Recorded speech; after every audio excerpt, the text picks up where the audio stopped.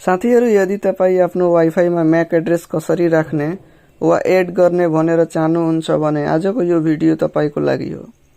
साथीहरु, धेरै वाइफाईको सेटिङमा MAC address कहाँ राख्ने र कसरी एड गर्ने भन्ने थाहा हुँदैन, तर म आज तपाईले एकदमै सजिलो तरिकाले स्टेप बाइ स्टेप देखाउने छु। र साथीहरु, यो प्रक्रिया वाइफाई नेपाल, डिश होम, वर्ल्डलिंक र सीजी नेट जस्ता विभिन्न नेटहरुमा पनि लगभग यस्तै तरिकाले गर्न सकिन्छ। राउटरको मोडेल अनुसार सेटिङको नाम वा लोकेसन अलिअलि फरक हुन सक्छ, तर बेसिक प्रोसेस उस्तै हुन्छ। साथीहरु, त्यसैले आजको यो भिडियो स्किप नगरी अन्तिमसम्म हेर्नु होला। साथीहरु, सबैभन्दा पहिला हामीलाई आफ्नो वाइफाईको सेटिङमा जानुपर्छ र सेटिङमा गएर हामीलाई आफ्नो वाइफाईमा क्लिक गर्नुपर्छ र जुन वाइफाईमा तपाई म्याक एड्रेस लगाउनुहुन्छ भने सेम त्यही वाइफाई यहाँ लगइन हुनुपर्छ। अब मेरो लगइन छ, म यहाँ क्लिक गरिरहेको छु वाइफाईमा आफ्नो। अब वाइफाईमा क्लिक गर्नुहुन्छ भने यहाँ विभिन्न प्रकारको सबै लेखेको हुन्छ, स्टेटस, टेक्नोलोजी, यो सबैमा केही गर्नु छैन। यहाँ तल राउटर लेखेको छ, राउटरको तल एउटा आईपी एड्रेस लेखेको छ। यो आईपी एड्रेस हामीलाई गुगल क्रोममा लेख्नु छ। अब सबैजनाको बेग्लै बेग्लै आईपी एड्रेस होला। मेरो डिश होम हो भने डिश होम जतिको होला सबैको सेम यही आईपी एड्रेस होला। अब वर्ल्डलिंकको बेग्लै होला, सीजी नेटको बेग्लै होला, तर सेम प्रोसेस जुन म प्रोसेस बताइरहेको छु सबैको प्रोसेस सेम नै हो। अब म यहाँ गुगल क्रोम खोलिरहेको छु आफ्नो। अब यहाँ गुगल क्रोम खोलिरहेको छु।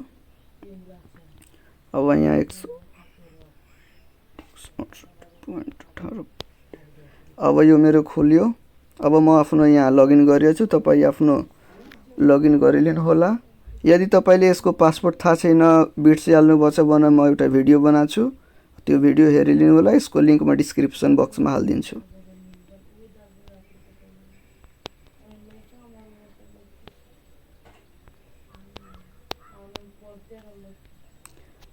अब यो मेरो लगइन भयो। अब यहाँ मलाई हेर्नु छ कि वाइफाई हाम्रो मोबाइलमा कति कनेक्ट छ भने यहाँ वाइफाई डिभाइसमा यहाँ थिच्ने। अब यहाँ क्लिक गर्नुहुन्छ भने तपाईको अहिले वाइफाईमा जुन जुन डिभाइस अहिले कनेक्ट छ यहाँ सबैको यहाँ डिटेल्स हो भइहाल्छ।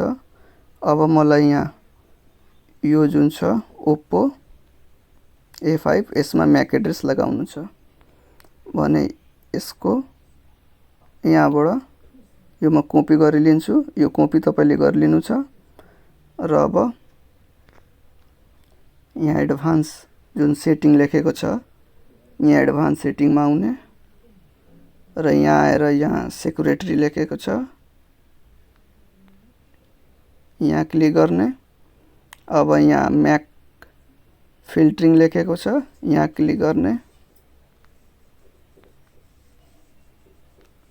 अब यहाँ आउनुहुन्छ भने यहाँ न्यू लेखेको छ यहाँ न्यूमा क्लिक गर्ने र न्यूमा क्लिक गरेपछि यहाँ इनेबल म्याक फिल्टर यहाँ पनि क्लिक गर्ने अनि यहाँ न्यूमा क्लिक गर्ने। अब जुन हामी म्याक एड्रेस कपी गरेछौं भने यो म्याक एड्रेस यहाँ हामीलाई यहाँ पेस्ट गर्नु छ। म यहाँ पेस्ट गरिरहेको छु अनि यहाँबाट अब एप्लाई गरिदिन्छु भने यो म्याक एड्रेस यहाँ हेर्न सक्नुहुन्छ तपाई सोर्स म्याक एड्रेस र यहाँ एउटा एड भयो फोन। अब यो फोनबाट अब यो मेरो वाइफाईबाट यो अब हटिहालेछ र तपाईको जुन सुकै नेट होला भने सबैको प्रोसेस यही हो। सेक्युरिटीमा आउने, म्याक फिल्टरमा आउने र यहाँ म्याक एड्रेस लगाउने र यसलाई तपाई हटाउन चाहनुहुन्छ भने कसरी हटाउने भने सजिलै छ।